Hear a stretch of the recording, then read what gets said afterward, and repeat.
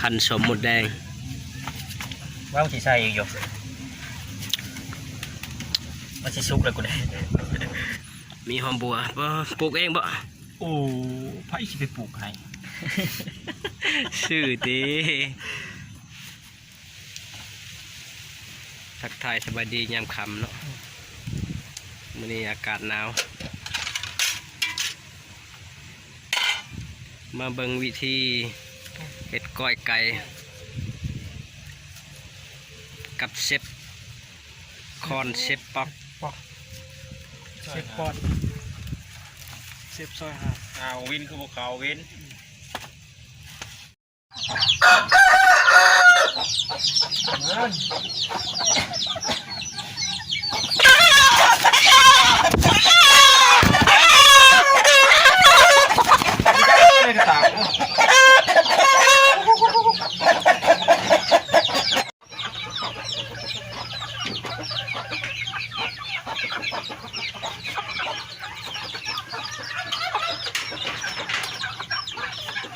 โลหนึ่ง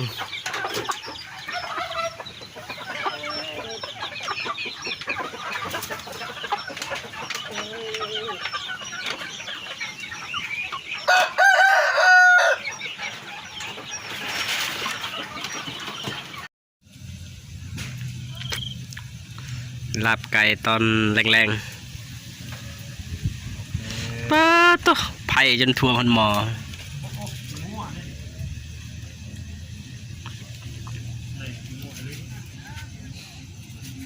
อย่ามาใส่ได้กี่งูลาบไก่สำลาคันสมหมดแดงว่าวที่ใส่อยู่มันสิซุกเลยกูได้อาหารแรง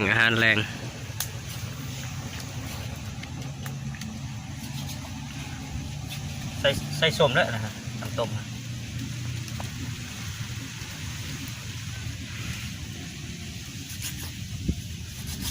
ออกซูม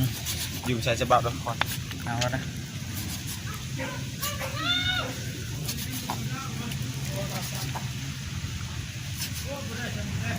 แย่แล้ว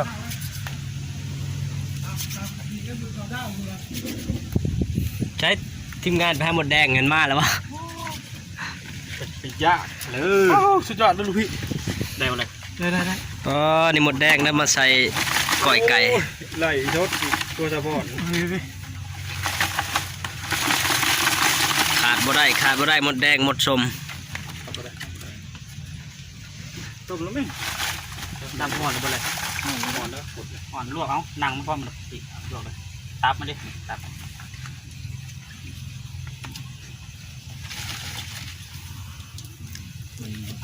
ก็เก็บใส่ทีละตอนเนาะมีต้มไก่ป่ะใช่หนังตรงนี้ป่ะหนังยังปีกหมดเลยติดอยู่หันเลย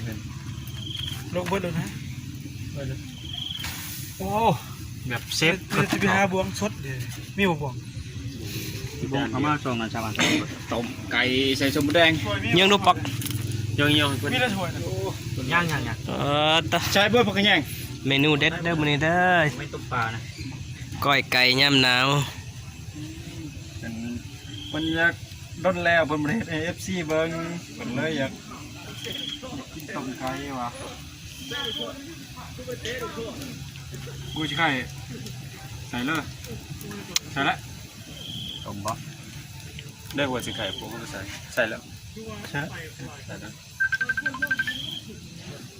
โอ้อันนั้นจะปล่อยหรอนักหัวบานไทยคอยข้าวเฮือนไปเองมอนบดาได้ให้คอยให้เจ้าให้คอยด่าเจ้าคอยบดาดอกตอนต่อไปก็เด็ดผักก็มอยกำลังซ้อนเขาพ่นกินชีมีหอมบัวบ่ปลูกเองบ่โอ้ไผสิไปปลูกให้ชื่อดีรุ่นนี้บุกินของสื่อบุกินของใส่สารเคมีบุกินนะ ยำคำเนาะอยู่5-6 คน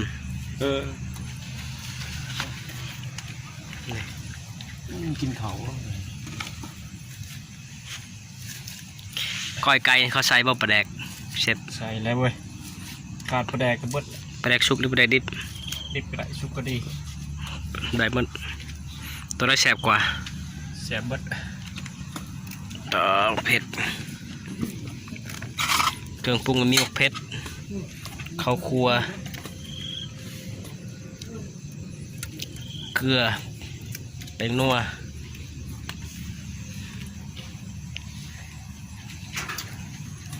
วินก็มาหักทรายวิน ฮะผสมดี เบิ้ง วินก็ ขั้น มา ต หั อน กท เป็น ราย ขั้นสมเลยเนาะตอนนี้เนาะ นี่ผสมเลย ต่อก้อยไก่ชิมมันก่อน มันจะหมดลาย อืม ลูกชมจนผสมแล้วจังนี้นี่มันเลยใส่ โอเคได้เชฟ นะมันได้ใส่เลยสั่งมันได้ใส่เกลือเป็นนัวสำหรับ บ่สมเลยนะ หนาวแม่หรือว่า ชมแล้วปะแป๊บนึงสะพอสะเอาไปใส่แล้วใส่ต้มเลยสัตว์ตัวนั้นพอดีเลยลืมซอย แดงไว้ในกลุ่มไผ่หิวอยู่ ชิมแม่นะต้มนะ ใส่ได้เกลือเป็นนัวนะ พอต่อไผ่จนบ่เห็นหันหมอเนาะ FC ตื่นมาตัวไผ่ไม้เลื่อนไม้บานมาซอยโอ้ยไม่ว่าถ่วงไว้ ขั้นตอนเพิ่นบีบน้ำส้มออกเนาะเพราะว่าถ้าเราบ่บีบมัน บุมีเป็นนัวเกลือ เงาใส่บ่ใส่ ถ้าเราบ่บีบเพราะว่าส้มมันสิส้มแห้งเนาะเราต้องบีบออก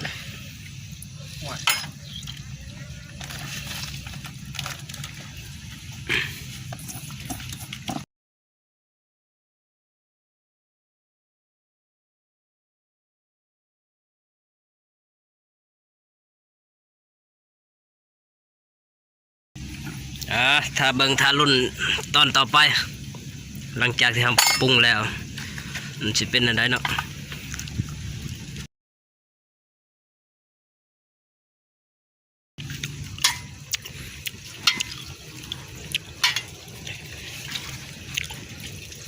อันนี้เป็นต้มเด้อนี่เด้อโอ้บ่เห็นพ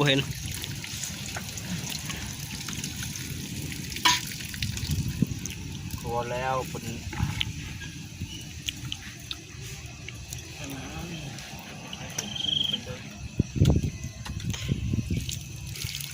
เราต้องขบวนจือได้ FC ไปกับ มื้อนี้กินก้อยไก่ก่อนมื้อหน้า กินก่อนมา มื้อหน้ามาในเมนูหยังก็มาเบิ่งมาลุ้นนำกันเนาะมื้อหน้าสิทายให้ท่านผู้ชมเบิ่งว่าสิเป็นก้อยเป็ดหรือก้อยแล่นเพราะฉะนั้นนั่นอีหยังก้อยแล่นอันนั้นสิเกิดอยู่บ่ปีนี้ หมดงามแล้ว ยำแหลงเนาะที่มีอยู่ยำแหลงเนาะ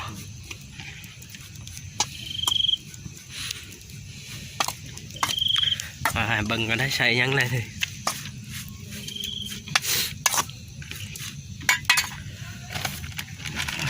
ขาดบ่ได้เด็ดขาดได้ตัวนี้ ไก่กับโบใหญ่เนาะประมาณโล2 กรัมเนาะราคาก็50,000 กีบ มีคอยบ่อยากคอยก็ฟังเจ้าว่าหรือว่า100 บาท สิมาว่ามีสัญญาณบ้านนอกกันเลย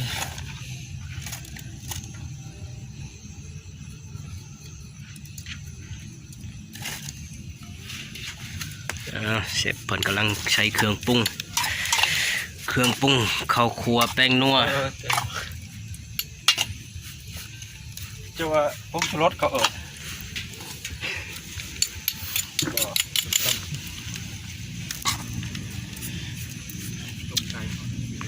พอดีเราลองชิมดู โอเคแล้วปรุงเลยนะให้พอดีได้ เป็นอยากต้องเกลือไปเชียงอยู่หลังจิ้มนั่นหนึ่งกินยาก ขั้นตอนยังบ่เนี่ยเอาพักลงเลยบ่ ใช่หอมปอมเด้ซอยแล้วบ่โอ้ชิมนี่นะชิมต้มนี่นะมันใจได้โปรชิมโปรชแนลเราอยากไปขนกลางหน้าเตย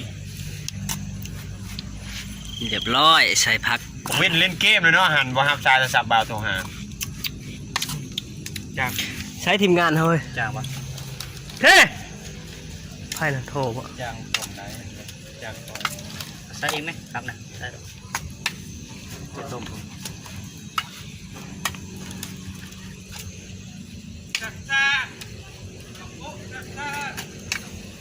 ใส่ต้ม ชิมก่อน ดีใจนี่เลยได้ใส่รสก็ได้แล้วเชิมนี่นะ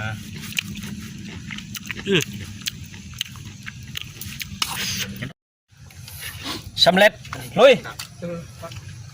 มาก้อยไก่อ๋อบุมีอันนั้นน้อย เกลืออีกครับเลยเนาะ เกินทำไม ผักครับบนมี ดอกตัว อีกเนาะ บวก ยังไม่ฟันเอาแล้วปักกันช่างให้ออก ยับตีวงยังนึงได้บวกก่อนมาได้บวกบวกตรงกลาง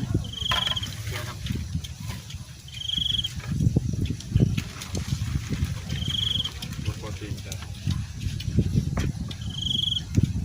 นั่งสิ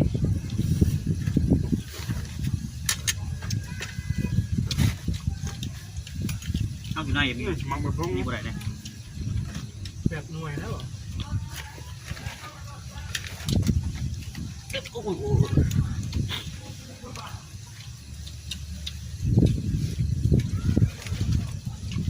เติมคนก่อนเกาะ บอล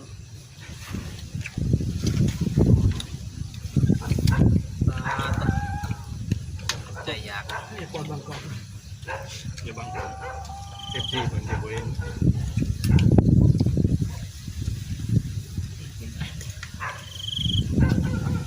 ครับครับ ดึงกระเทียมใช่ปะ เอาไปหาเขาหลังเลยธรรมดา อีแวนกับเมื่อนอนแมนบ่แม่บ่แม่อีแวนเมื่อนอนแมนบ่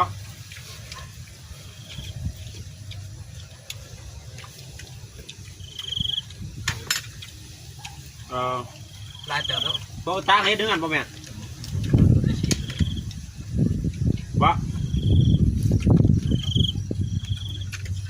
บ่ตาเฮ็ดถึงกันบ่แม่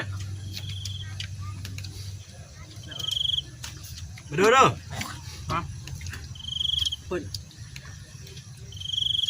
บ่ต้องบ่ได้ยินได้ มันได้เปิ้ล มาเปิด ลูกกินทางความแล้วลูกเมียเถอะรอดหา เดือนละ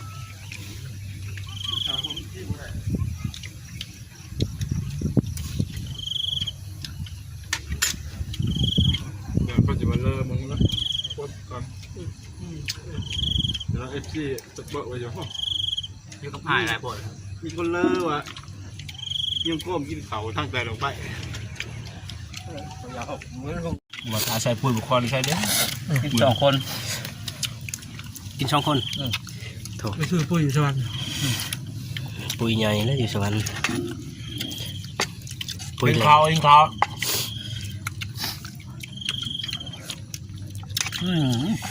ใช่ยังวันน้ำต้มนี่นัวครับแท้มาเมือง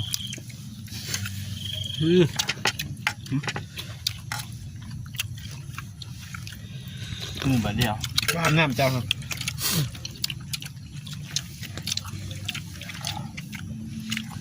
วิจัยผู้ใหญ่แบบนั้น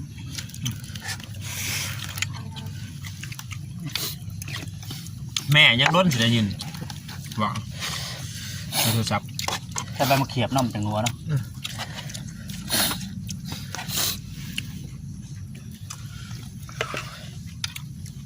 บีมันใช่กระคักได้ก่อยมาขมแล้ว ลืมไปดอกหอมบอกหอมเฟรนต่าง บดน้ำตบยอดแซ่บนัวยัง จานหนึ่ง25,000ตอนประมาณ6 ตอนดูวัดปูแซ่บได้เคยไม่ซื้อเนาะตอนย้ายคน กลไก อีหน้านี่นี่น้องเราเห็ดมันนี่ทำเราจะขายต้มไก่ เฮ็ดแต่เมนูเก่าเนาะ 20,000ต้มไก่ลาดเลย ยังไงตัวหนานี่วะ ตัวหนึ่งได้ฮอต10 ทงได้เป็นแสน สีว่าของจิ๊บพงเขาเฮ็ดลาบเขาเฮ็ดคายว่าเขาใส่หอมมักได้ได้ได้เขาไม่ได้ใส่น้อยคือไปชี้ได้คือเขากินได้ ว่านะ เขาใส่หอมได้ได้ ไก่ใหญ่ก็เห็ดก้อยแล้วเมื่อขายทำจิ กระดอกกระดูกเนาะ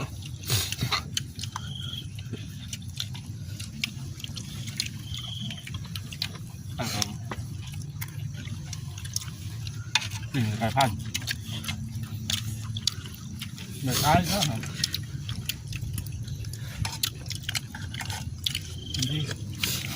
แล้วบัดมึงคอคอนบัดใบนั้นจะได้สิออกเสนอเขาเลย พอเลย ขอเมีย พอเมียอยู่ไหนเด้อ เอาสมมติผมขอแบบเอาไปเอาใบนั้นนำความพันวะ เสนอของพันแล้วก่อน ใช่ขอเอาอะไรปะ จนนะจนนะ สิยาบ่ เด้อ ถอยไป มันเป็นลูกกระทองมั้งเดี๋ยวแล้ว